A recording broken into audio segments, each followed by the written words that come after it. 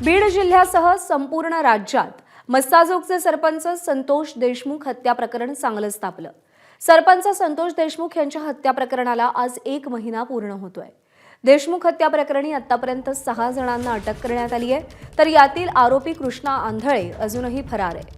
तर वारंवार आरोप होत असलेले तसेच मंत्री धनंजय मुंडे यांचे निकटवर्तीय वाल्मिक कराडला पवनचक्की खंडणी प्रकरणी न्यायालयानं 14 दिवसांची कोठडी सुनावली आहे। सरपंच संतोष देशमुख यांची 9 डिसेंबरला अपहरण करून हत्या करण्यात आली होती।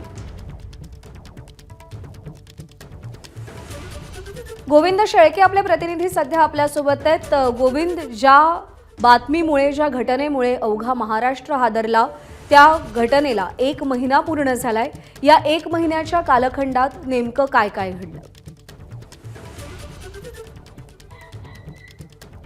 सध्या खरं तर हा 1 महिना बीड जिल्ह्यासाठी नव्हे तर राज्यासाठी दुर्दैवी महिना होता असं म्हटलं तर ते चुकीचं ठरणार नाही। कारण बरोबर 1 महिन्यापूर्वी आजच्याच दिवशी एका तरुण सरपंचाचं अपहरण होतं।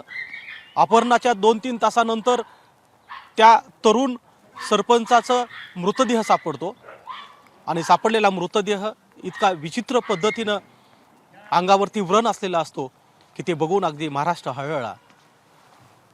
मला तो दिवस आठवतोय। 1 महिन्यापूर्वी आम्ही बरोबर याच मस्साजोग परिसरामध्ये होतो, ज्यावेळी संतोष देशमुख याचं अपहरण झालं होतं आणि अपहरणानंतर काही वेळाने त्याच्या मृत्यूची बातमी समोर आली।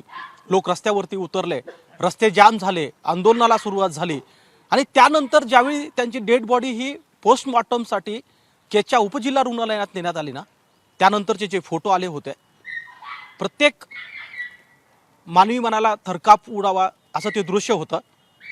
खरंय, अंगावर शहारे यावे इतकं ते वाईट कृत्य समोर आलं आणि त्याचे परिणाम आपण बघतोय की राज्यभर आंदोलनं सुरू झाली।